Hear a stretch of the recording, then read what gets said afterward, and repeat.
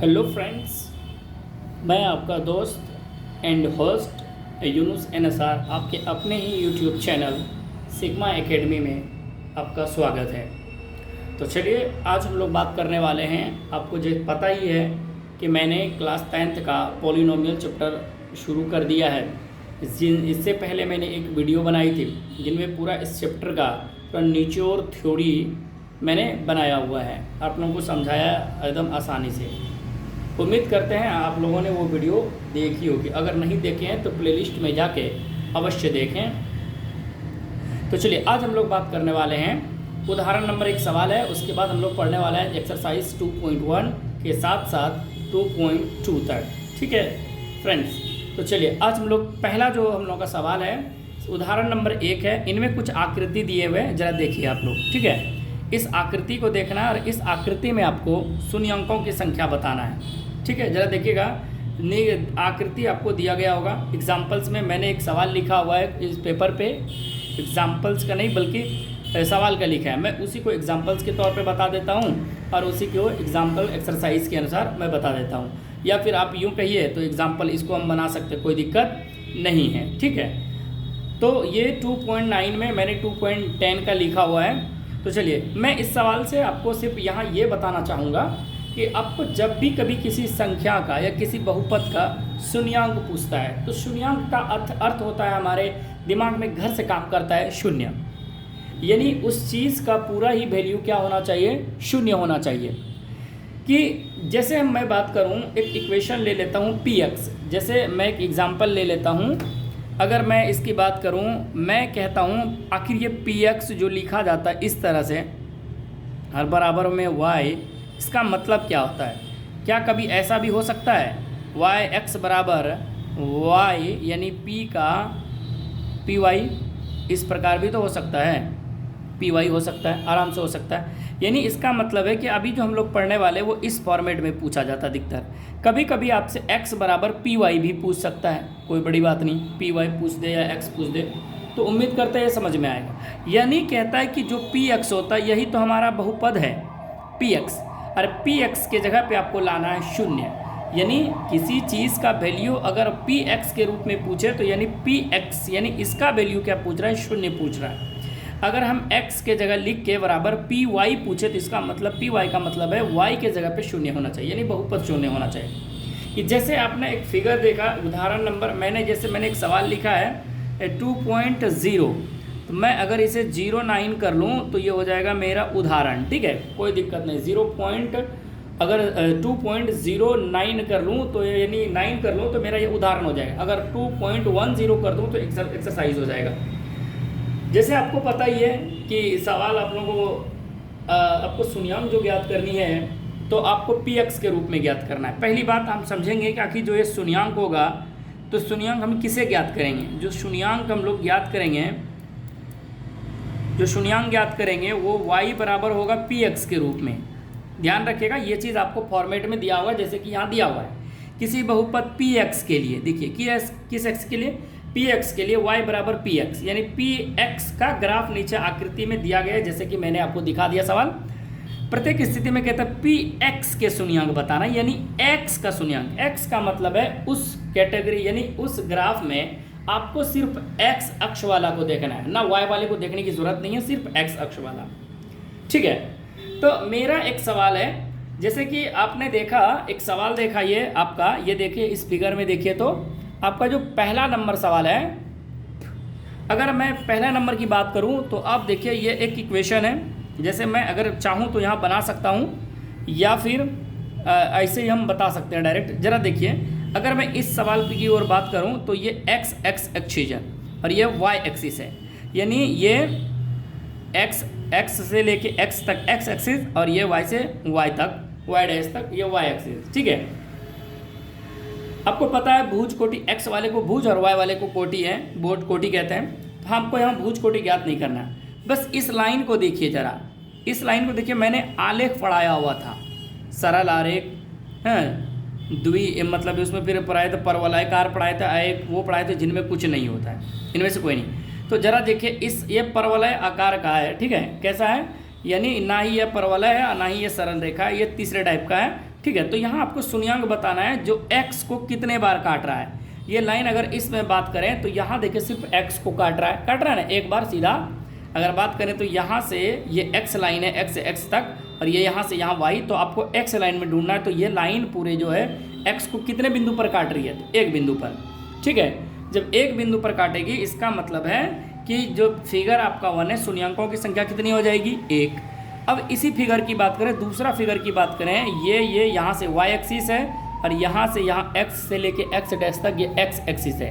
अब आपको इसमें शून्यांकों की संख्या बताना, वो भी किसका, px का।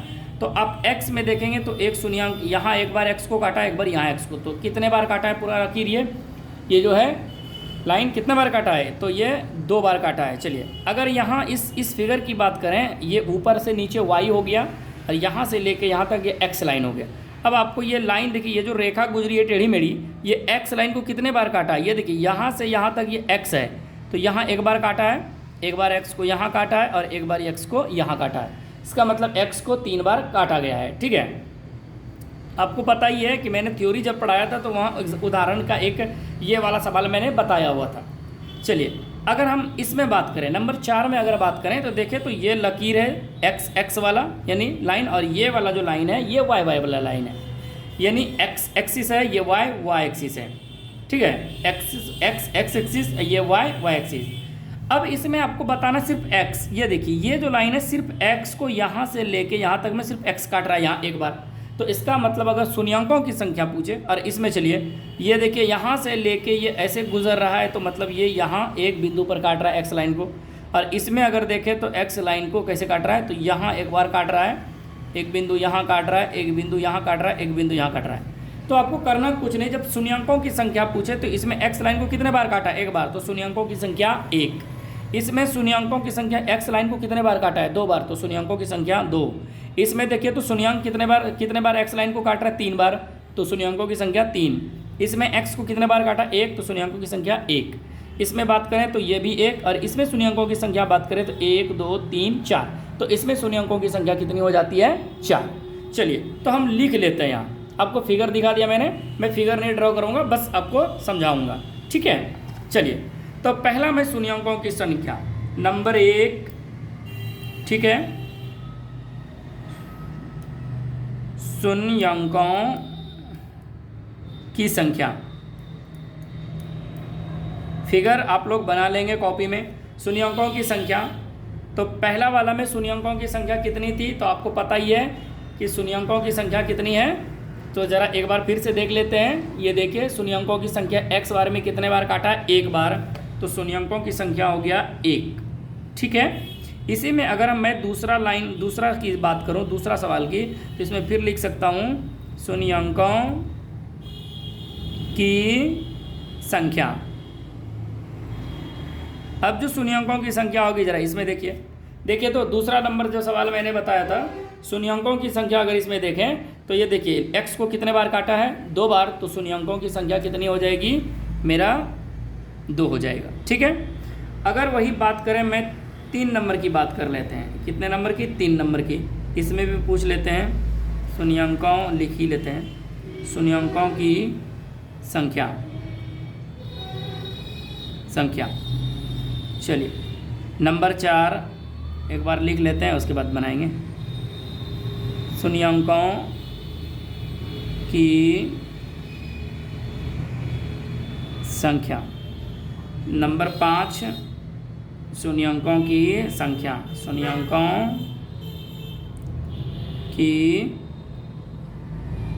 संख्या, ठीक है। आगे लिखेंगे। और नंबर 6 में लिख लेते हैं, लास्ट सवाल है इसका, शून्यांकों की संख्या, शून्यांकों की संख्या। शून्यांकों की संख्या में आपको करना नहीं है कुछ, बस x वाला लाइन को देखना है। अगर मैं बात करूं 2 नंबर देख लिया था, तो मैं 3 नंबर की बात करता हूं। 3 नंबर में आप जब देखेंगे x को कितने बार काट रहा है, 3 बार काट रहा है, तो 3 नंबर में मेरा शून्यांकों की संख्या कितनी हो जाएगी, 3 हो जाएगी। जस्ट आगे की ओर देखेंगे 4 नंबर, तो शून्यांकों की संख्या में जब आप 4 नंबर देखेंगे तो ये देखिए x को कितने बार काट रहा है, ये 4 नंबर है, 1 बार काट रहा है, तो इसका शून्यांकों की संख्या 1 हो जाएगा, ठीक है। नेक्स्ट की बात करें, अगर ये 5 नंबर की बात करें तो शून्यांकों की संख्या ये भी कितने बार काट रहा है, एक बार, यानी एक बार। और अगर इस सवाल की ओर चलें तो इसमें शून्यांकों की संख्या आप जब ढूंढेंगे तो 1 2 3 4, इसका 4 आंसर हो गया। ठीक है, उम्मीद करते हैं आपको उदाहरण समझ में आया होगा। चलिए, तो इसी में हम नेक्स्ट बात कर लेते हैं एक्सरसाइज 2.1। एक्सरसाइज 2.1 हम प्रश्नावली इसी में पढ़ लेते हैं। प्रश्नावली 2.1, ठीक है, प्रश्नावली 2.1, यानी आपको सेम सवाल इसमें यही करना है। प्रश्नावली 2.1 में सिर्फ उसमें ग्राफ अलग हो सकता है कि जैसा कि आप यहाँ देख रहे हैं सेम सवाल है, आपको कुछ करना नहीं है, मैं सिर्फ डायरेक्ट बता देता हूँ इस सवाल को। जैसा सवाल है वैसा ही आपको क्या ज्ञात करना है, इसमें भी y बराबर देखिए px ही ज्ञात करना है। देखिए इस सवाल को गौर से देखिए, किसी बहुपद में px के लिए y बराबर px ही ज्ञात करना है। जैसा 1 नंबर सवाल है उदाहरण नंबर, वैसा ही 1 नंबर इसका सवाल है। आपको शून्यांक जो ज्ञात करना है, शून्यांक जो आपको ज्ञात करना है वो किसके बराबर, y बराबर क्या ज्ञात करना है, px ज्ञात करना है। y बराबर px ज्ञात करना है, ठीक है, y बराबर px ज्ञात करना है। तो इसमें भी जो px ज्ञात करेंगे तो इसका भी एक सवाल है, 1 नंबर शून्यांकों की संख्या, शून्यांकों की संख्या।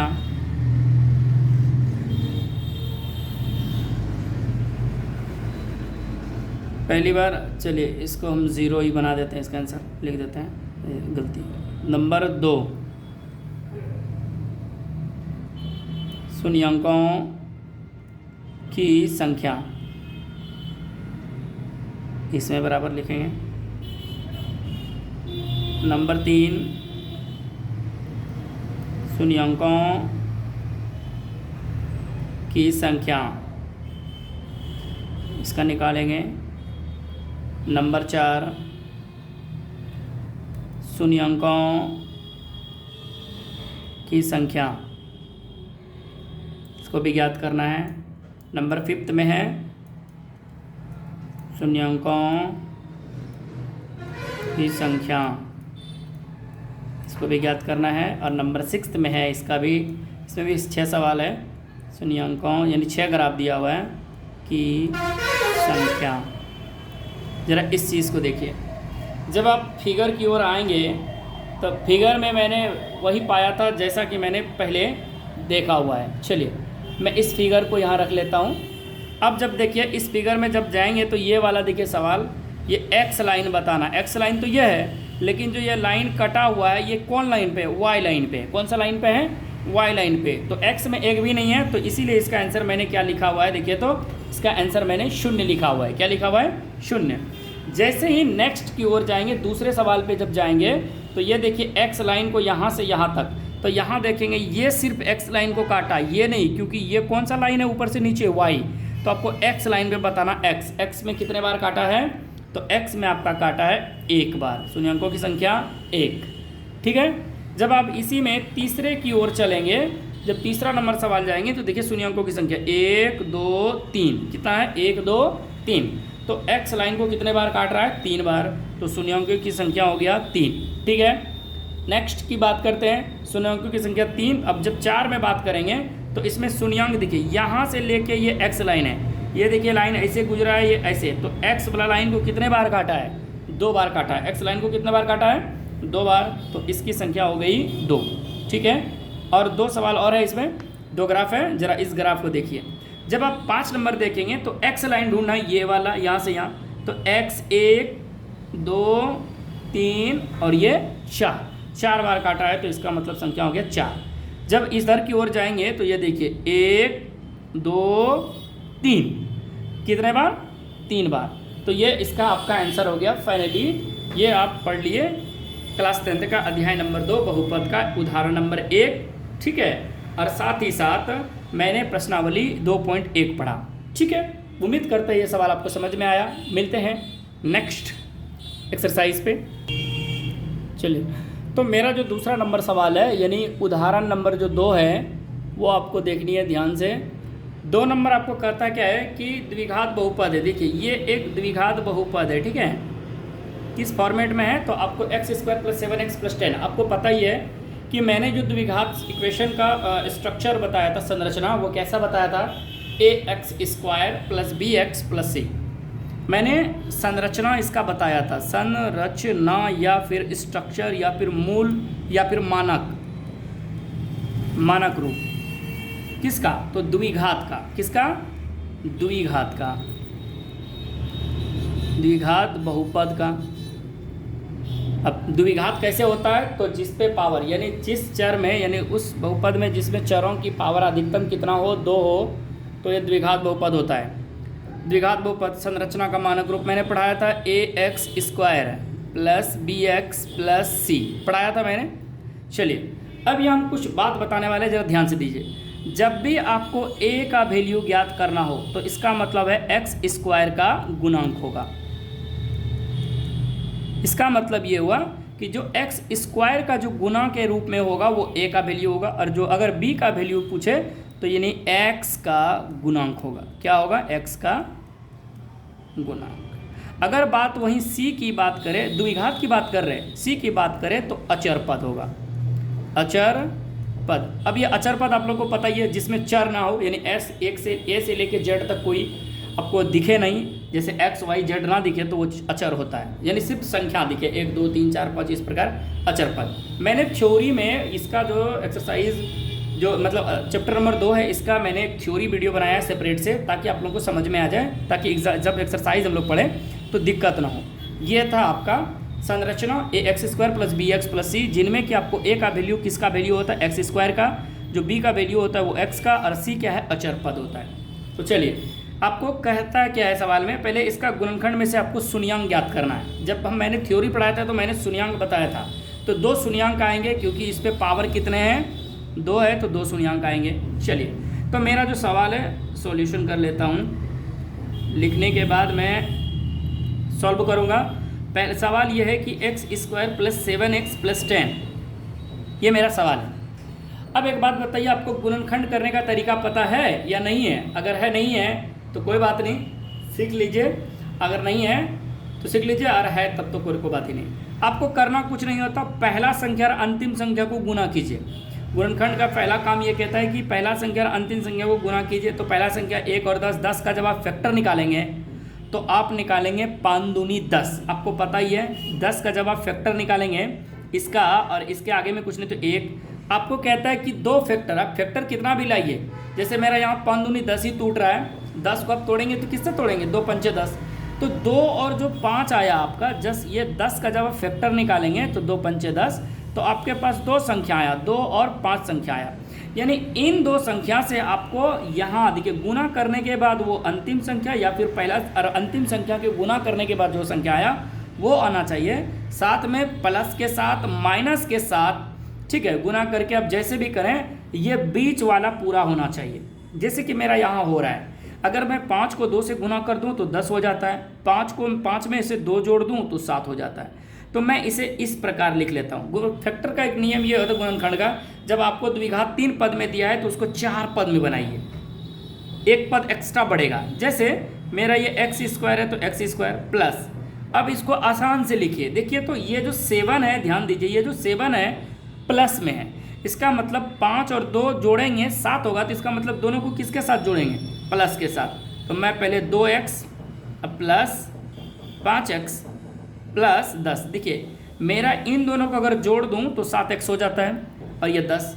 अब एक काम करते हैं, इनमें कॉमन ढूंढते हैं, 2 2 का पेयर लगा के कॉमन ढूंढिए, तो इसमें और इसमें कॉमन ढूंढिए, क्योंकि 3 पद था उनमें मैंने कितने पद बना दिया, 4 पद। 4 पद इसलिए बनाया, अब बनेगा ही ताकि जिससे कि मुझे कॉमन लेने में आसानी हो, तो 2 2 करके कॉमन लेंगे। तो अब इन दोनों में कुछ नहीं मिल रहा है, तो लेकिन x मिल रहा है, जब इसका एक x निकाल लेंगे तो 1x, इसका x निकल गया तो 2 प्लस, अब इन दोनों में क्या कॉमन है, इसमें भी 5 है, इसमें भी 10 है, 5 दूनी 10। तो अब एक काम करेंगे, 5 कॉमन लेंगे तो इसका सिर्फ x बच गया। अब इसी 5 को अगर 10 आप लिखे होंगे तो 2 पंचे 10, इसका मतलब 5 निकल गया, तो कितना बच गया, 2। इस प्रकार से जब आगे की ओर चलेंगे तो इन दोनों पार्ट्स में देखिए, यहाँ से लेके यहाँ और यहाँ तक में से पूरा है, इनमें एक पार्ट कॉमन है। क्या कॉमन है, x प्लस 2 कॉमन है, और जो शेष पार्ट बच गया वो x प्लस 5 है। उम्मीद करते हैं गुणनखंड आपको समझ में आ रहा है। तो आप यहाँ क्या करें, जो x प्लस 2 है बराबर में 0 लिखें और x प्लस 5 बराबर 0 लिखें, क्योंकि यहाँ हमें शून्यांक ज्ञात करना है। तो x बराबर ये -2 उस पर चला जाएगा और ये x बराबर ये 5 माइनस में उस पर चला जाएगा। ठीक है, जब आप इधर देखेंगे तो ये पहला वाला जो x है इसी को मैं अल्फ़ा मान लेता हूँ, पहला शून्यांक हो गया -2 कोमा, और दूसरा वाला जो x है इसे मैं मान लेता हूँ बीटा, बीटा बराबर हो गया -5। शून्यांक को हम अल्फ़ा बीटा गामा से इंडिकेट करते हैं। तो मेरे पास दो शून्यांक हो गया, ठीक है, अल्फ़ा और बीटा। तो मेरा तो ये गुणनखंड आ गया, कहता है शून्यांक आ गया। आप कहते हैं शून्यांकों तथा गुणांकों के बीच संबंध की सत्यता की जांच कीजिए। तो संबंध हमें जांच करना है, इसका मतलब है कि जांच भी करना है। अब प्रश्न क्या कहता है, जांच। देखिए जांच जो करना है, तो जांच में मैंने, देखिए ध्यान रखिए, दो चीज़ पढ़ाया है मैंने। जब थ्योरी मैंने पढ़ाया था तो मैंने बताया था शून्यांकों की योग, मैं लिख देता हूँ यहीं। चलिए जांच, तो शून्यांकों का योग, पहला मैं क्या लिखता हूँ, शून्यांकों का योग। मैं जब शून्यांकों का योग करूँगा तो होता है -b/a। अब ये -b क्या है, यानी b ये माइनस होता है। b तो आपको पता है ये x² का क्या है, ये गुणांक है। b क्या है, b मतलब x² का गुणांक है, और a क्या है, a क्या है, x² का गुणांक है, और b क्या है, x का गुणांक है। क्या है b, x का गुणांक है। चलिए आपको पता ही है। नेक्स्ट, जब मैं शून्यांकों का योग लिखूंगा तो इसी को मैं शॉर्टकट में अल्फ़ा प्लस बीटा लिखता हूँ। शून्यांक मेरा कौन आया, अल्फ़ा बीटा, दो ठो, तो इन दोनों का योग बराबर ही होता है -b/a। कोई दिक्कत? अगर आपको सूत्र याद रखना है तो आप यहाँ से याद रख सकते हैं कि अल्फ़ा प्लस बीटा बराबर होता है -b/a। चलिए जब इसे हम आगे की ओर हल करेंगे तो आप पाएंगे कि अल्फ़ा का जो वैल्यू है -2 है, प्लस बीटा का जो वैल्यू है वो -5 है। जब भी दो चिन्ह आए तो एक चिन्ह को अंदर कर दे ब्रैकेट के बराबर। ये देखिए तो माइनस, ये वाला माइनस सूत्र से माइनस b का मतलब क्या, x। तो इस इक्वेशन में आप b का वैल्यू ज्ञात करेंगे तो b का वैल्यू कितना है, 7, वो भी प्लस में 7/a। a का मतलब क्या है, देखिए तो x² का गुणक, x² के आगे कुछ नहीं तो क्या है, 1 है। चलिए एक बार हल कर लेता हूँ। तो -2 अब प्लस -5 बराबर -7। जब आप इसे आप योग करेंगे तो ये हो जाएगा -7 बराबर -7। तो आपका दोनों टर्म क्या हो गया, आपस में बराबर हो गया। ठीक है, क्या हो गया, मेरा दोनों बराबर हो गया। अब पुनः मैं यहाँ चेक करूँगा शून्यांकों का, यहाँ पुनः मैं चेक करूँगा, पुनः शून्यांकों, क्योंकि शून्यांकों का तो योग किया मैंने, और शून्यांकों का गुणांक या फिर गुणनफल, गुणांक या फिर गुणनफल,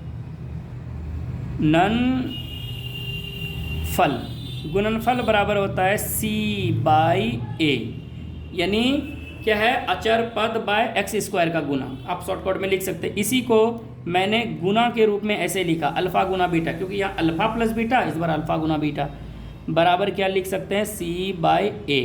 आप इसे याद रखिएगा, शून्यांकों का गुणनफल बराबर होता है c/a। क्या होता है, c/a, और यहाँ से आपके ऑब्जेक्टिव सवाल बनेंगे। चलिए, तो शून्यांकों का गुणनफल का मतलब ये हुआ कि अल्फ़ा का जो वैल्यू है वो है -2 गुना इसका जो वैल्यू है वो है -5 बराबर c। देखिए c क्या होता है, मैंने बताया अचर पद। तो इस इक्वेशन में अचर पद क्या है मेरा, 10 लिखा बटे a का वैल्यू 1। जब आप इसे आप गुना करेंगे तो माइनस माइनस क्या बन जाएगा, प्लस, 5 दूनी 10 बराबर क्या हो गया आपका 10। तो आप यहाँ देख पा रहे हैं कि जो मेरा दोनों टर्म है वो आपस में क्या है, बराबर हो रहा है। ठीक है, तो शून्यांकों की मेरा ये जांच हो रहा है, कोई दिक्कत नहीं है। ठीक है, आप इस प्रकार भी बना सकते हैं। ये हो गया मेरा। अच्छा, किसी बच्चे को अगर ये लिखने में दिक्कत हो रही है तो आपको करना कुछ नहीं है, इस चीज़ को देखिए। आप इस चीज़ को कैसे लिख सकते हैं, x² का गुणांक, तो इसका मतलब है a बराबर x² के आगे कुछ नहीं तो कितना है, 1। ठीक है, तो a का वैल्यू कितना हो गया, a, तो x²। फिर उसी तरह x² के बाद क्या है, ये 7y 7 किसके जगह पे है, तो b के जगह पे है, तो आप यहाँ b बराबर क्या लिख सकते हैं, तो प्लस में 7, कोई दिक्कत नहीं। अच्छा c की वहीं बात करें तो c की जब बात करेंगे c अचर पद अंतिम पद, तो c कितना है 10। ठीक है, ये मैंने क्या करा था आपको ये पता है, ये फैक्टर मैंने निकाला था। चलिए, तो ये मेरा हो गया उदाहरण नंबर 2 कंप्लीट। मिलते हैं नेक्स्ट सवाल पे, और वो सवाल ये है, तो मेरा नेक्स्ट ये है उदाहरण नंबर 3, जिसमें आपको दिया गया है, ये देखिए एक इक्वेशन यानी बहुपद दिया हुआ आपको, और ये बहुपद है x² - 3। चलिए, ये आपके पास एक बहुपद है। ठीक है, तो आप क्या करेंगे यहाँ बताइए ज़रूर, आप क्या करेंगे। तो आप यहाँ शून्यांक तो ज्ञात करेंगे आराम से। चलिए, तो पहली बात कि मैं इसे देखता हूँ, अगर ये x² आया, अगर ये x² आया है और ये 3 आया है, इसका मतलब ये है कि अगर मैं x - √3, क्या ध्यान दीजिए, x - √3 पे अगर मैं होल स्क्वायर कर दूँ, कर सकता हूँ? नहीं कर सकते। तो मैं क्या कर सकता हूँ, x प्लस फिर √3 तो ज़रूर लिख सकता हूँ। इसका मतलब ये है कि ये a - b into a plus b का ये क्या है, फॉर्मेट है। इसका मतलब है a - b into a plus b। आपको पता ही है, चूँकि आप लोग जानते हैं कि a² - b² बराबर होता है a plus B into a minus B, या तो आप ये बोल सकते हैं a - b into a plus B, कोई दिक्कत नहीं। चूँकि ये देखिए x² - 3 है, इसका मतलब है कि x - √3 में और x बार प्लस √3 में, ये आप इस प्रकार से आप देखे होंगे। ठीक है, चलिए, जब आप इसे देखेंगे तो आपके पास ये 2 फैक्टर आया, एक x - √3 और x प्लस √3। तो आप यहाँ कैसे शून्यांक ज्ञात करेंगे, जरा देखिए। x आप शून्यांक ज्ञात करने का मतलब यह है कि x माइनस जो √3 है आप इसे 0 लगा दें, फिर x प्लस जो √3 है बराबर में 0 लगा दें। आप यहाँ ये पाएंगे आप कि x बराबर जो -√3 था वो उस पर में जाके √3 प्लस हो गया, और ये x बराबर आप देखेंगे जो प्लस में था वो उस पर जाके -√3 हो गया। अतः यहाँ आप इस x को अल्फ़ा मान सकते हैं, अल्फ़ा बराबर √3, और इस वाले को आप चूँकि क्या मान सकते हैं, बीटा। अब बीटा बराबर हो जाएगा -√3। जब आप इसे जांच करेंगे, अब देखिए जब आप जांच करेंगे इसे, तो जांच करने में क्या पाएंगे, शून्यांकों का योग, वही लिखेंगे आप, शून्यांकों का योग। देखिए शून्यांकों का योग, तो शून्यांकों का योग बराबर मैंने पढ़ा -b/a। इसका मतलब ये है कि डायरेक्ट मैं बना देता हूँ, अल्फ़ा प्लस बीटा बराबर -b/a का मतलब है माइनस अब b का वैल्यू। अब यहाँ आ जाइए सारे बच्चे, ध्यान दीजिएगा, मैंने कहा था कि अगर a का वैल्यू ज्ञात करना हो तो x² का गुणांक होता है, x² का गुणांक होता है a। अगर वहीं बात b की बात करें तो x का गुणांक होता है, कोई दिक्कत। और जो मेरा c होता है वो होता है अचर पद, अचर पद होता है। मैंने ये चीज़ बताया था। अब इस चीज़ को समझिए। अब यहाँ अगर मैं लिखूँ, ये जो मेरा इक्वेशन है x² - 3 यही है, तो एक बात और बताइए, क्या ये इस प्रकार का हो सकता है, x प्लस 0x हो सकता है, -3 हो सकता है कि नहीं, ज़रा बताइए। हो सकता है सर, एकदम हो सकता है सर, क्योंकि ये x² के बाद आएगा पावर 1 वाला, यानी x वाला, उसके बाद आएगा अचर पद। तो यहाँ आपको सिर्फ 2 वैल्यू दिया हुआ है। किसका वैल्यू दिया हुआ है, तो आपको यहाँ a का वैल्यू पता है। देखिए तो a का वैल्यू कितना पता है आपको, यानी 1 है, यानी x² का वैल्यू आपको पता है, x के आगे कुछ नहीं तो कितना है, 1 है। वही बात अगर हम b की बात करें तो b तो ऑलरेडी यहाँ दिया ही नहीं है, तो कुछ नहीं है, तो ये क्या मान सकते हैं, 0, कोई दिक्कत है। अगर वहीं बात करें c की, तो c की बात करेंगे तो ये वैल्यू दिया है -3। देखिए तो ये a है और ये डायरेक्ट c है, क्योंकि x² के बाद x आता है, इस तरह जिस तरह मैंने यहाँ लिखा, जो आपको दिया नहीं है, नहीं दिया है तो कुछ 0 है, तो मेरा ABC का वैल्यू हो गया। यही चीज़ को आप शॉर्टकट यहाँ लिख सकते हैं, और नहीं तो आप इस तरह लिख सकते हैं, कोई दिक्कत नहीं है। चलिए माइनस बी बाय ए। अब यहाँ जब माइनस बी लिखे तो बी का वैल्यू क्या है मेरा 0, उसके बाद ए का वैल्यू कितना है 1। आप इधर जांच करिए डायरेक्ट, या फिर यहाँ भी वैल्यू रख के कर सकते हैं कि अगर दोनों बराबर आ गया तो जांच हो रहा है। अगर अल्फा प्लस बीटा बराबर माइनस बी बाय ए तो मतलब 0/1। इसका मतलब अगर मैं रख भी दूँ अल्फा प्लस बीटा, देखिए तो √3, अगर इस तरह जांच भी कर लूँ कि क्या मेरा सही हो भी रहा है कि नहीं, तो देख लेते हैं। तो अल्फा प्लस बीटा आप डायरेक्ट मान निकालिए, जो मान आएगा वो आंसर आ जाएगा आपका। जैसे कि मैं बात करूँ अल्फा प्लस बीटा बराबर 0 में से 1 से भाग लगाएंगे, ये 0 हो जाएगा, तो आपका अल्फा प्लस बीटा बराबर 0 वैल्यू हो गया। लेकिन अगर जांच कर रहे हैं तो इसको आप चेक करिए, जैसे कि मेरा अल्फा का वैल्यू 3, फिर माइनस यानी प्लस करेंगे, उसके बाद ये माइनस में है रूट मेरा 3। जब इसे और एक बार स्टेप बढ़ाएंगे तो ये हो जाएगा √3, अब माइनस रूट में फिर √3 बराबर इधर क्या है 0। जांच के लिए आप क्या पाएंगे कि दोनों पर मेरा जो वैल्यू आया वो क्या हो गया मेरा 0। लेकिन अगर आपसे सिर्फ अल्फा प्लस बीटा पूछे तो आपका जो ए बी सी का मान आएगा वो बी का मान रख के ए का रख के हल करके जो वैल्यू आएगा वो अल्फा प्लस बीटा होगा। अब मैं इसी में पुनः क्या जांच करूँगा, शून्यंकों की यानी शून्यंक के शून्यंकों की गुणांक, ये शून्यंकों का गुणांक क्या ज्ञात करेंगे, गुणांक। तो बराबर क्या होता है c/a, मतलब अल्फ़ा गुना बीटा बराबर क्या पढ़ा है मैंने c/a। जब आप अल्फ़ा गुना बीटा करेंगे तो एक बार रख लेते हैं अल्फ़ा प्लस बीटा जैसा है। c का वैल्यू आपका क्या है -3 और a का वैल्यू क्या है ज़रा देखिए तो 1। तो अगर मैं यहाँ बात कर लूँ तो ये हो जाएगा -3, तो ये किसका वैल्यू आएगा आपका, तो ये मेरा वैल्यू होगा अल्फ़ा गुना बीटा का वैल्यू -3। लेकिन जांच कर रहे हैं, जांच कैसे पता चलेगा कि मेरा ये सही है कि नहीं, तो आप दोनों ओर जैसे मैंने हल किया दोनों ओर बराबर हो गया, तो अगर मैं इसको भी दोनों ओर बराबर अगर आ जाता है तो मेरा जांच सही है।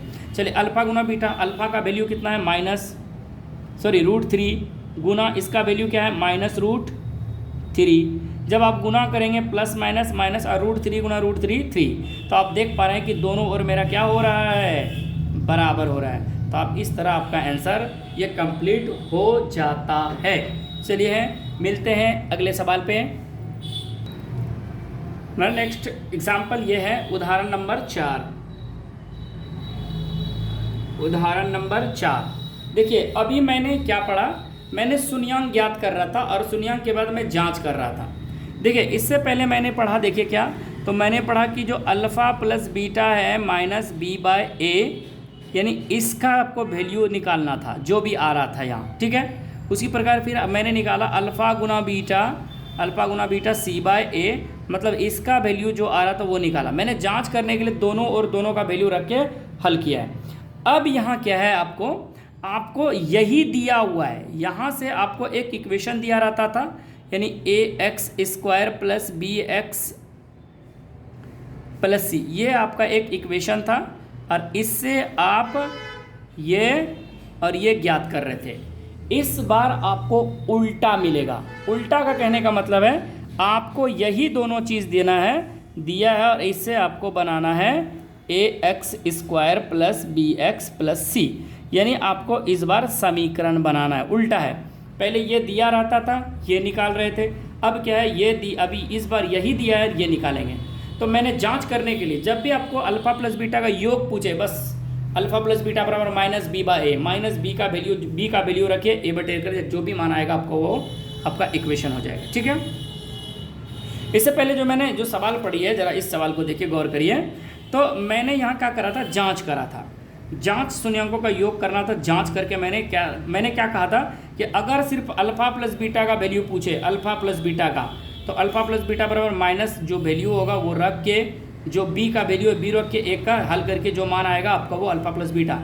उसी प्रकार अगर मैं अल्फ़ा गुना बीटा की बात करूं तो अल्फ़ा गुना बीटा में क्या करना है कि अल्फ़ा गुना बीटा बराबर c/a लिख के c का जो वैल्यू है 1 का लिख के जो भी आना है वो आपका अल्फ़ा गुना बीटा हो जाएगा।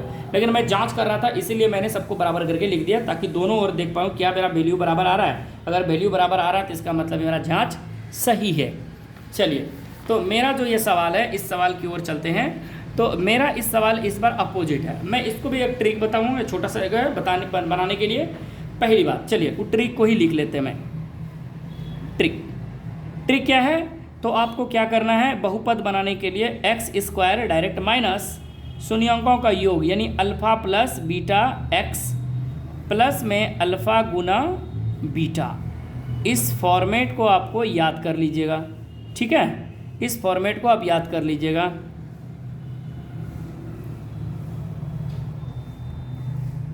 यानी X square minus alpha plus beta X plus alpha गुना बीटा, ठीक है। ये आप इस फॉर्मेट को आप याद रख सकते हैं और आपके आने वाले समय में बहुत ही लाभदायक होगा, ठीक है। उम्मीद करते हैं ये आपको शॉर्टकट समझ में आया होगा। करना कुछ नहीं है, एक्स स्क्वायर माइनस शून्यांकों का योग, उसमें एक्स गुना कर दीजिए प्लस शून्यांकों का गुणनफल। एक्स के जगह पे वाई भी हो सकता है, कुछ भी हो सकता है, कोई दिक्कत नहीं है। चलिए अब हम इसी सवाल को इस शॉर्टकट में बना के भी दिखाएंगे। चलिए, और पहले मैं लॉन्ग प्रोसेस में चलता हूँ ताकि आपको समझ में आ जाए कंप्लीटली। बाय द वे कभी ये भूल भी सकते हैं, इसको भी ज़रा ध्यान से दीजिए। चलिए, तो आपको यहाँ दिया हुआ है, गिवन है, गिवन क्या है तो लिख देते हैं दिया है। क्या दिया है, जरा उस चीज़ को लिखिए।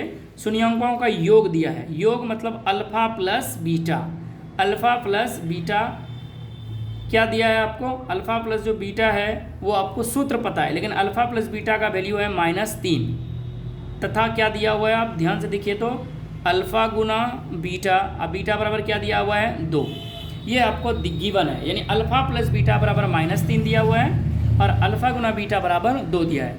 इसका मतलब ये हुआ, अब प्रश्न से आइए, अल्फ़ा प्लस बीटा बराबर सूत्र क्या होता है माइनस बी बाय ए। मैं इधर एक साइड में इसे भी लिख लेता हूँ, अल्फ़ा गुना बीटा बराबर सी बाई ए, यही चीज़ लिखा है।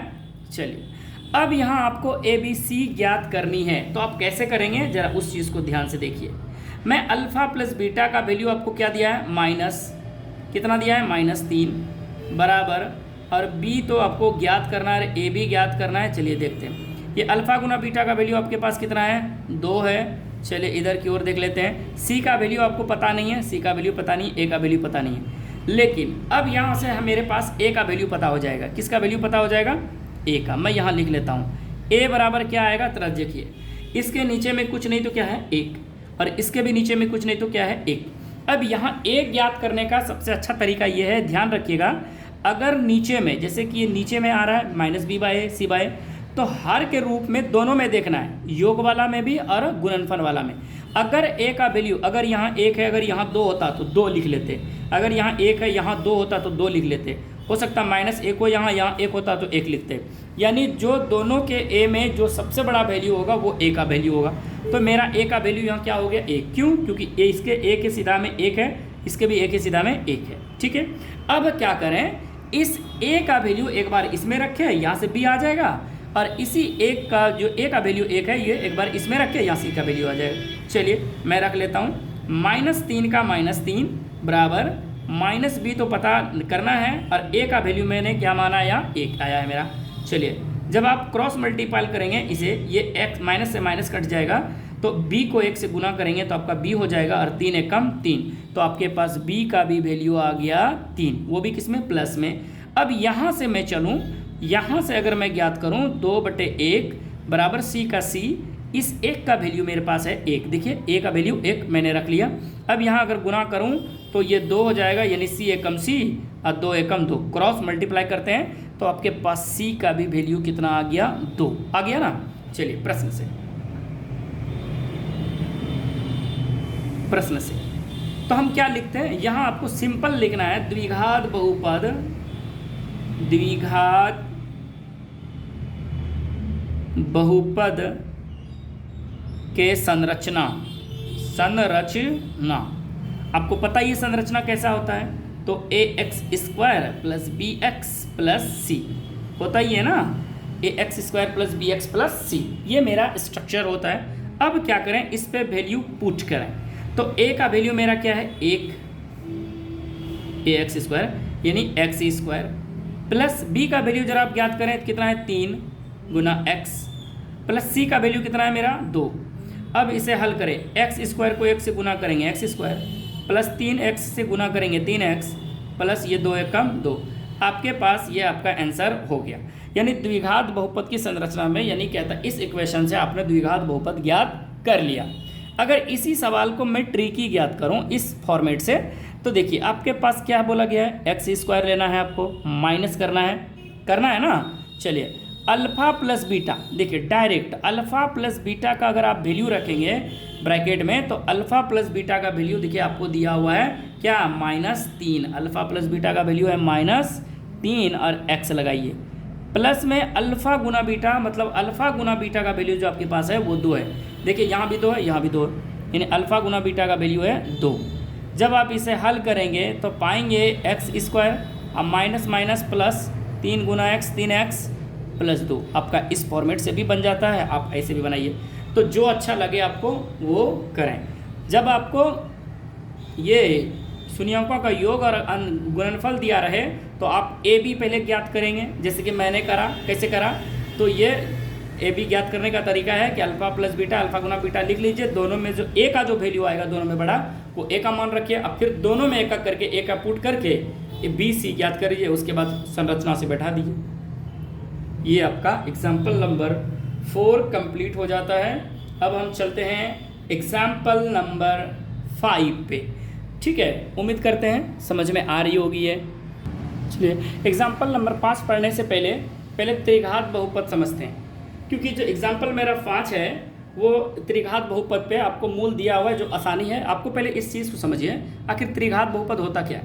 तो त्रिघात, अभी मैंने पढ़ा द्विघात, जो मेरा चैप्टर है वो द्विघात बहुपद में, यानी जिस बहुपद में सबसे बड़ा घात, चरों पे सबसे बड़ा पावर 2 होगा वो द्विघात होगा। जैसे कि यहीं से मेरा स्टार्ट होता था द्विघात, यहाँ ax² plus bx plus c, अब मेरा यहाँ एक और बढ़ गया, वो है त्रिघात। त्रिघात का मतलब आपको यहाँ भी ABCD ज्ञात करने का वही तरीका है।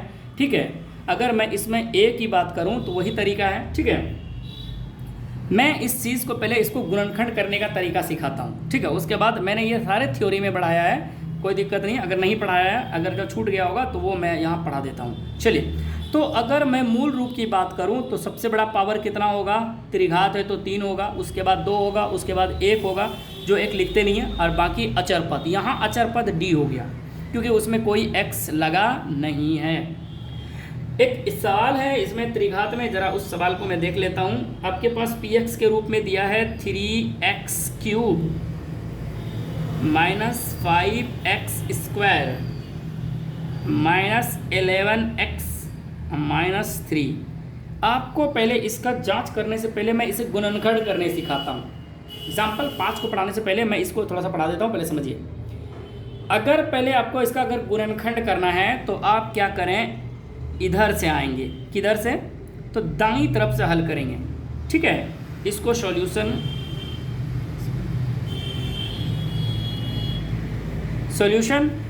इसका मतलब है कि आप पहले दाईं तरफ से आइए, यानी इधर से नहीं जाइए बल्कि इधर से।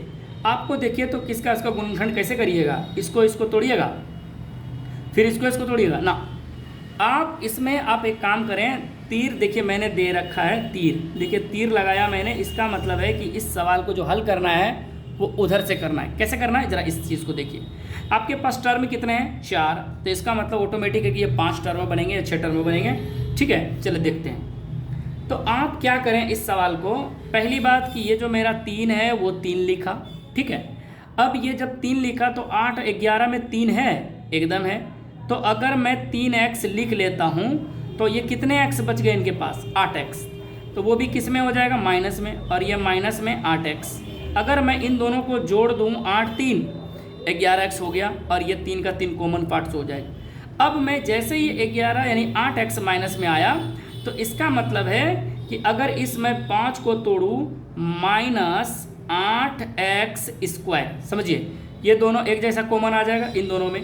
तो माइनस में जब इसको मैंने तोड़ा 5x² लिखने के लिए, मैंने प्लस में देखिए 3x² लिखा, क्योंकि 8x² में 3x² को घटाएंगे तो माइनस में 5x², और मेरा पहले से 3x³ है। ठीक है ना। अब क्या करें, देखिए आपके पास कितने पार्ट्स बने, 1 2 3 पार्ट्स बने, यानी 6। आपके पास कितने टर्म था यहाँ, 4। ठीक है, तो ये बढ़ गया। अब ये कॉमन पार्ट्स, अब इधर से भी अगर चाहें तो इधर से भी आप कर सकते थे, कोई दिक्कत नहीं है अगर इधर से भी आप करेंगे, लेकिन मैं बेहतर कहूँगा कि आप पीछे साइड से इसको तोड़ें। ठीक है, तो जब आप इसको तोड़ेंगे तो आप यहाँ देखिए इसमें कॉमन आएगा। तो पहली बात कि पहला इसमें दोनों में 3 के साथ साथ x² है। ठीक है, 3 के साथ साथ एक्स स्क्वायर कॉमन है, उसके बाद बच जाता है एक्स और इसके आगे कुछ नहीं तो क्या है 1 माइनस इन दोनों में क्या कॉमन है 8 है, साथ में एक्स कॉमन है। तो अब 2x में 1x निकल गया, अब माइनस माइनस कॉमन गुना कर लेंगे तो प्लस हो जाएगा, बच जाएगा 1। फिर आप इसमें देखिए तो क्या कॉमन है, दोनों में 3 कॉमन है और x माइनस माइनस प्लस हो जाएगा 1। आप पूरा देख रहे हैं यहाँ से लेके 3 पार्ट बना, 3 पार्ट में एक पार्ट सबका कॉमन है, वो है x प्लस 1। क्या है x प्लस 1 सबका कॉमन पार्ट है।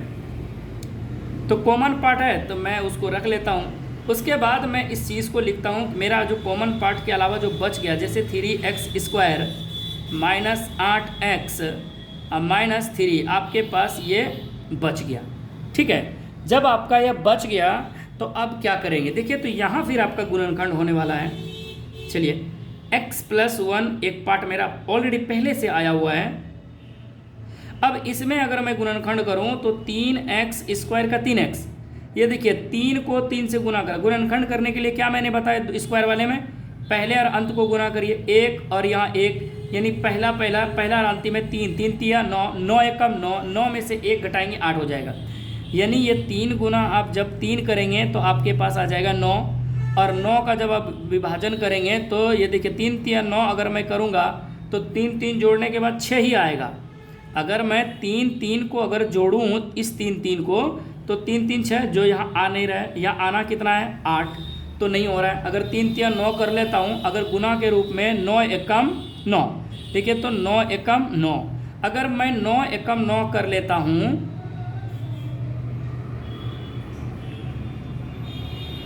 मगर मैं 9 एकम 9 कर लेता हूँ तो इसका मतलब है 9 में 1 घटाएंगे तो ये 8 आ जाएगा, और 9 एकम 9 गुना करने के बाद जो मेरा फैक्टर आया था, फैक्टर जिसका निकाले मैंने 3 तिया 9 का, वो मल्टीपल कराई करने के बाद 9 भी आ जाता है। तो आप यहाँ देख पा रहे हैं क्योंकि माइनस में ज़्यादा है तो माइनस वाला वैल्यू भी ज़्यादा वाला, तो 9 जो है x वो माइनस में, और जो छोटा वैल्यू है, छोटा वैल्यू क्या है 1, तो वो है प्लस में, अब माइनस में 3। ठीक है, अब ये मैंने ये ब्रैकेट दिया।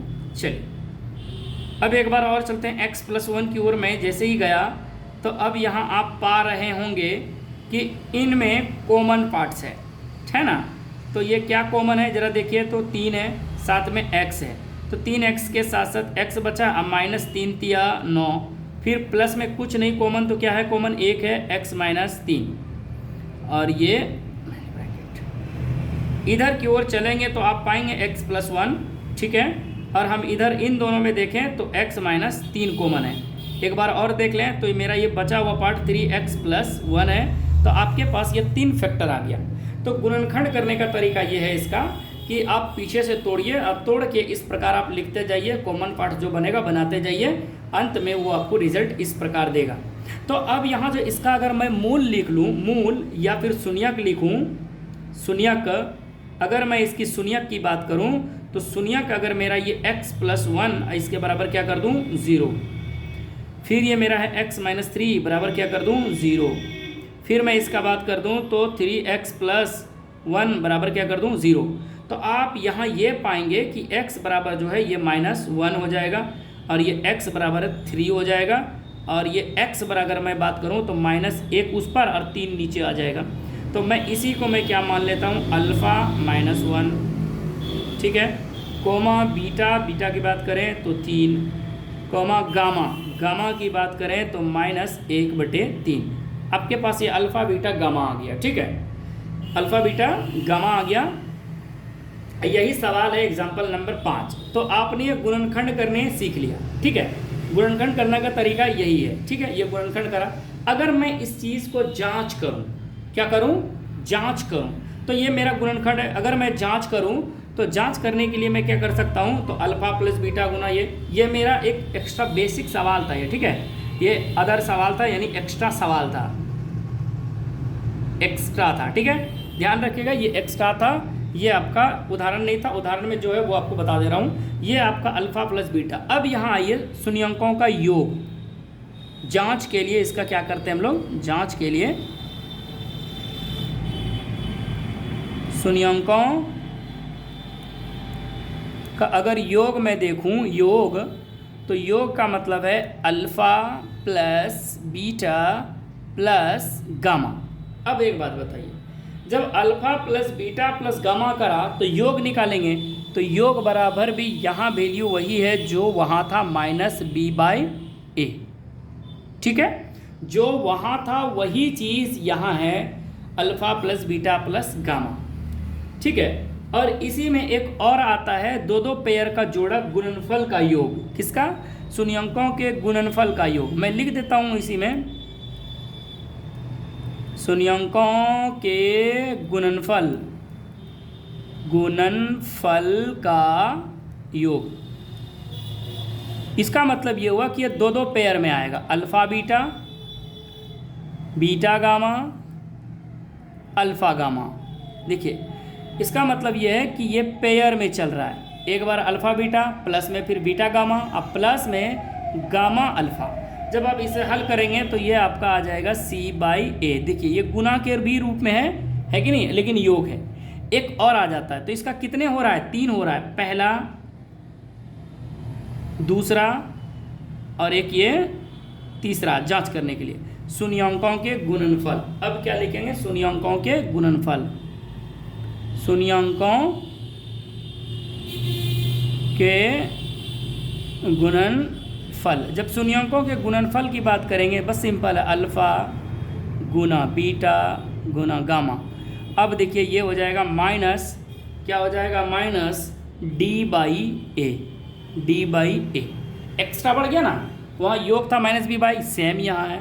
वहाँ गुणनफल था तो c/, यहाँ भी गुणनफल है c/, लेकिन यहाँ गुणनफल किसके रूप में? योग के रूप में गुणनफल है c/।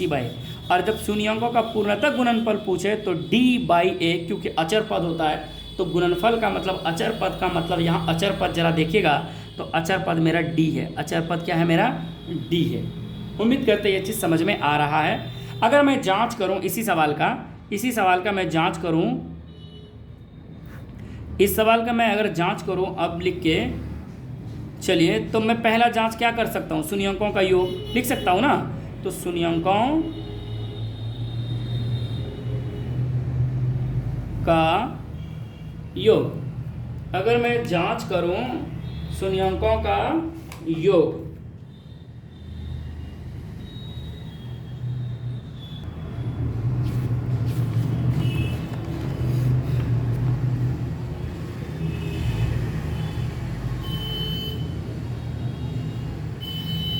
उदाहरण नंबर 5।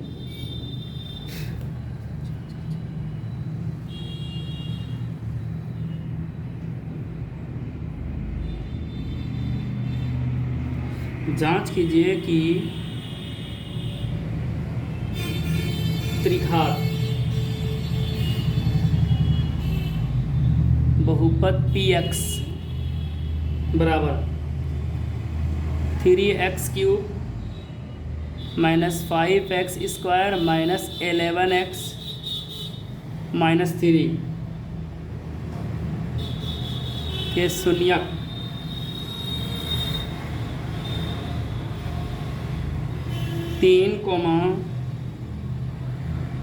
-1 और -1/3 है। इसके पश्चात मतलब बाद, ठीक है, पश्चात शून्यंकों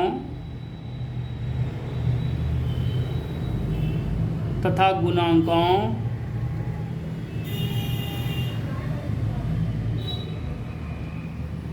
के बीच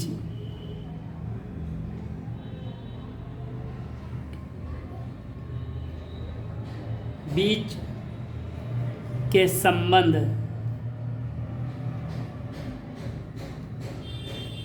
संबंध की सत्यता की जांच कीजिए।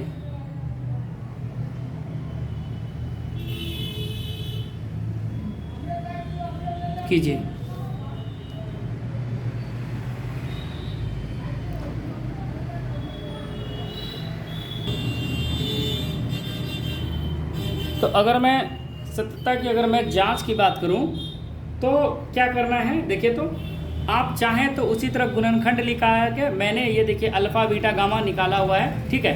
तो आपको यहाँ जांच दिया है, या तो आप डायरेक्ट उस सूत्र पे यूज़ करके बनाइए, ठीक है, या फिर आप शून्यांक ज्ञात कीजिए। इसका एक दो तरीका, एक तो मैंने गुणनखंड करने सिखाया, ठीक है, या फिर अब इसका दूसरा तरीका ये है कि आप उसमें ज़ीरो रख के यानी उस जगह पे पुट करके रखिए। यहाँ आपको शून्यांकों की जांच करने के लिए आपको क्या करना है कि सबसे पहला विधि कि उसमें पुट करके बनाइए। क्या करके बनाना है? पुट करके। तो चले इस वैल्यू में पहले हम जो मेरा जो पी एक्स है मेरा वो है 3x पे क्यूब है, -5x पे स्क्वायर है, -11x है, -3 है, ये पी एक्स है। उसके बाद आपको शून्यांकों की जांच मतलब यहाँ जो है अल्फ़ा बराबर आपको दिया हुआ है 3, बीटा बराबर दिया हुआ है -1 तथा जो आपको दिया हुआ है वो है गामा बराबर दिया हुआ है -1/3। ये आपको दिया हुआ है, आपको पता ही है। तो आपको क्या करना है, यहाँ गुणनखंड करने की ज़रूरत नहीं है। जांच करने के लिए इसको सबसे पहली बात इसकी शून्यांक जब पूछ रहा है तो इसको हल करते हैं। क्या देखते हैं क्या तीनों स्थिति में ये शून्य आ रहा है। ये दूसरा मेथड है। एक तो गुणनखंड वाला हो गया। गुणनखंड में आप कैसे शून्यता की जांच करेंगे, तो ये आप पहले जांच करने का तरीका इस तरह के जब भी सवाल मिले या फिर अगर शून्यांक ना दिया रहे तो गुणनखंड करके आप शून्यांक निकलिए, उसके बाद जाँच कीजिए। लेकिन आपको जैसे मैंने पिछले सवाल में बताया, जो उदाहरण नंबर जो 5 है इसमें आपको क्या कहता है कि शून्यांक दिया हुआ है, आपको सत्यता की जांच करना। ऐसा नहीं कि आप पुट कर दीजिए डायरेक्ट, नहीं, आपको पहले वो पता करना होगा क्या ये जो अल्फ़ा बीटा गामा आया क्या ये इसके शून्यांक है या नहीं भी है। अगर है तो सत्यता की जांच करेंगे, और नहीं होगा तो नहीं करेंगे। तो इसके लिए तरीका क्या है, चलते हैं। तरीका सिंपल है, इसका सिंपल तरीका है। इसको करना क्या है कि जो आपका सवाल है पहला, जब अल्फ़ा बराबर 1 रखेंगे तो अल्फ़ा का मतलब ये है कि ये पहला x होगा ना, और x बराबर ये पहले क्या है 3, फिर कोमा ये जो बीटा है इसको भी मैंने क्या मानता है x मैंने माना है, और x इसलिए माना है क्योंकि x को ही अल्फ़ा बीटा गामा मैंने करा है, तथा इसको भी मैं क्या मान लेता हूँ x और -1/3। इसका रीज़न ये है कि जब आप x मांगते हैं तो पहले वाले शून्यांक को x अल्फ़ा कह लेते हैं, दूसरे वाले को बीटा, तो मैंने उसी चीज़ को मैंने इस फॉर्म में लिख लिया। चलिए, जब आप x बराबर कितना रखेंगे, जब आप हम यहाँ लिख देते हैं, जब x बराबर आप पहला शून्यांक क्या है 3, इसको रखिए। तो जब आप देखेंगे px मतलब 3, px के जगह पे आप क्या रखेंगे 3। चलिए, केस नंबर 1, ये 3 इंटू ब्रैकेट में हम दे लेते हैं 3, और 3 पे क्या करना है क्यूब, -5 इंटू 3 का क्या करना है स्क्वायर, -11 इंटू 3 -3। जरा इसको हल करते हैं px के रूप में। जब इसे करेंगे 3 3 तिया 9 तिया 27, -5 3 तिया 9, -11 तिया 33 -3। जब इसे और हल करेंगे तो 27 तिया कितना हो जाता है जी 81, 7 तिया 21, बच गया 2, 3 दूनी 6 2 8 81, -9 पंचे 45, -33 और 3 जोड़ेंगे तो हो जाएगा 36। जब इसे जोड़ेंगे तो ये देखिए हो जाएगा -81, ये 81 -6 5 11 4 4 8 81। जब आप इसे हल करेंगे तो आप पाएंगे कि फाइनली आपका आंसर क्या हो गया 0, यानी P3 का वैल्यू आपका क्या हो गया 0। तो ये तो शून्यांक हो गया, यानी जो P3 था यानी अल्फ़ा बराबर 3 था, ये पहला शून्यांक हो गया। दूसरा, जब आप x बराबर क्या रखेंगे -1, क्या रखेंगे -1। तो चलिए, तो ये मेरा p -1 यही है ना, -1। तो आप क्या करेंगे देखिए, तो 3 ये 3 का 3 लिखा।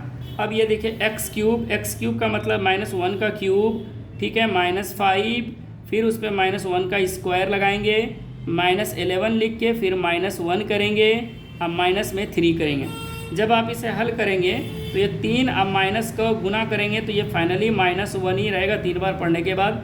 -5 और इसको स्क्वायर करेंगे तो प्लस में हो जाएगा, अब माइनस प्लस हो जाएगा, 11 का में 11 -3। जब इसे हल करेंगे तो ये हो जाएगा -3 -5 + 11 -3। जब आप इसे हल करेंगे पूरा तो माइनस में 11 और प्लस में 11, आप फाइनली आंसर पाएंगे कि ये भी मेरा जो p-1 है ये भी एक शून्यांक है, ये भी एक शून्यांक है, क्योंकि ये क्या आया आंसर 0 दे दिया आंसर। अब यहाँ जब मैं रख लेता हूँ p बराबर जब x बराबर मैं रख लेता हूँ जब मैं x बराबर -1/3 रख लेता हूँ, तो मेरा जो p-1/3 है इसको मैं रख लेता हूँ यहाँ बराबर px के रूप में। तो आप पाएंगे कि जो इक्वेशन था आपका उसमें आप कैसे हल कर पाएंगे, ज़रा देखिए। तो आप कर पाएंगे कि ये जो -1/3 है ना, अब सबके जगह पे रखिए। देखिए तो इस इक्वेशन को, ये 3 का 3 इंटू एक्स पे क्यूब है, मतलब -1/3 है ना, -1/3 का क्या करना है, क्यूब करना है, क्यूब। चलिए -5 लिखना है, ब्रैकेट देना है, -1/3 का क्या करना है, स्क्वायर करना है, ठीक है। -11 लिखना है और माइनस में 1/3 रखना है और अंत में -3 है। अब इसको हल करें, जब आप हल करेंगे तो 3 और ये गुना के रूप में माइनस को 3 बार पढ़ेंगे तो -1 को 3 बार पढ़ेंगे, 3 तिया 9 तिया ये 27 हो जाएगा, -5 अब माइनस को 2 बार पढ़ेंगे प्लस हो जाएगा 1 और 3 तिया 9 हो जाएगा, माइनस प्लस 11 का में 11/3 हो जाएगा, अब -3 जब आप कटाएंगे तो 9 तिया 27, यानी आपका आंसर हो गया 1/9 -5/9 प्लस 11/3 -3। जब आप इसे लघुत्तम निकालेंगे 3 9 9 का लघुत्तम तो आपके पास फाइनल आएगा 9, तो ये हो जाएगा 9 से 9 कट गया 1 -5, क्योंकि 9 से 9 कट जाएगा -5, 3 तिया तो 11 तिया 33 माइनस कुछ नहीं है तो नीचे में 1 है, 9 तिया 27। अब देखिए तो आपके पास प्लस में कितना है 33, अब माइनस में 27 5 22 32 और 1 33 अब बटे 9। अब जब पाएंगे कि 0 में ये ऊपर आ गया 0 और 9, तो आंसर आ गया आपका फाइनली 0। इसका भी आंसर फाइनली क्या हो गया 0। इसका मतलब ये है कि आपका ये शून्यांक है, जो शून्यांक दिया हुआ ये मैंने अब सत्यता की जांच कर ली, मतलब शून्यांक है। क्या बोला था, जांच कीजिए कि त्रिघात बहुपद इतने के शून्यांक इतने इतने हैं। तो अब पता हो गया कि जो शून्यांक है, शून्यांक कितना था भैया, तो पहला था मेरा 3, -1 और तथा -1/3 संतुष्ट करता है, संतुष्ट करता है, यानी ये संतुष्ट करता है, मतलब ये इक्वेशन है। ठीक, अब आगे की ओर चलते हैं। ये तो मेरा हो गया ये इक्वेशन, ये मैंने सत्यता की जांच कर ली कि क्या ये संतुष्ट करता है, क्या ये इसका इक्वेशन है, शून्यांक है, शून्यांक है। तो देखिए यहाँ शून्यांक आ गया, जब शून्यांक है इसका मतलब इसका जांच करना है। चलिए आगे चलते हैं। चलिए तो अब क्या करना है, हमें जांच करना है। क्या करना है, जांच करना है। तो जांच करने का तरीका वही है जो मैंने अभी पढ़ा था, शून्यांकों का योग ज्ञात करने ना। जांच के लिए क्या करना है, जांच के लिए नंबर 1 शून्यांकों, दिख रहा है, शून्यांकों का योग, शून्यांकों का योग लिखना है। योग बराबर आपको पता ही है, शून्यांकों का योग, योग का मतलब हो गया alpha plus beta plus gamma बराबर -b/a, यही था ना। चलिए तो जब मैं इसे हल करूँगा तो आप पाएंगे कि ये जो अल्फ़ा बराबर बीटा है ना, तो ये देखिए माइनस, और यहाँ जब आएंगे तो इससे पहले मैंने b का वैल्यू बताया हुआ था, ज़रा देखिएगा पीछे उलट के, तो आप पाएंगे कि जो b का वैल्यू था मेरा, इसमें देखिएगा b का वैल्यू, तो b का वैल्यू -5 है। कितना है, -5 है, तो इसका वैल्यू है -5, इसका वैल्यू है -5, ये ऑलरेडी पहले से माइनस है तो -5/a का वैल्यू कितना है 3। तो आप इसे हल करेंगे तो ये हो जाएगा माइनस प्लस 5/3, पहला हो गया। दूसरा इसी में है, दूसरा इसी में है शून्यांकों के गुणनफलों, गुणनफलों का योग, योग इस बार क्या कहता है कि alpha beta, beta gamma, gamma alpha बराबर क्या है C बटे A। इसका मतलब ये है कि जो C बटे A है आप उसे कैसे लिख सकते हैं, बराबर C। देखिए इससे पहले मैंने जो C पढ़ा था वो C इस प्रकार है। देखिए तो इसमें जो C का वैल्यू है वो है -11। क्या है, -11। ये A, ये B, ये C। यहाँ देखिए इससे पहले मैंने पढ़ाया था सवाल में ABC अगर मैं लिखूँ ये A, ये B, ये C, तो C का वैल्यू -11 और A का वैल्यू 3, तो -11 और 3 हो गया। क्या हो जाएगा, -11 बटे 3। और अंततः नंबर 3 है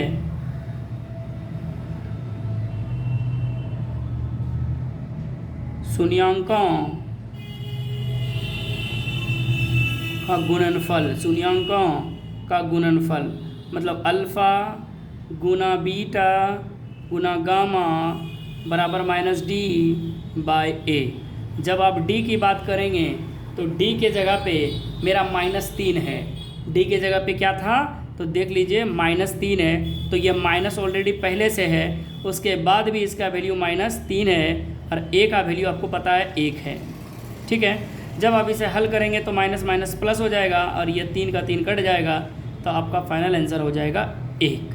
तो ये आपका 5 नंबर एग्जाम्पल कंप्लीट होता है। यहाँ मिलते हैं आपको नेक्स्ट वीडियो में एक्सरसाइज 2.2 के साथ। आज के लिए इतना ही, और आप लोग मेरे इस चैनल को सिग्मा एकेडमी को सब्सक्राइब करें, साथ ही साथ शेयर करें, बेल आइकन बटन को दबाएं, जिससे कि आने वाले वीडियो जो है आपको उसकी नोटिफिकेशन आपको ज़रूर मिलेगी। ठीक है, आज के लिए इतना ही। Thank you.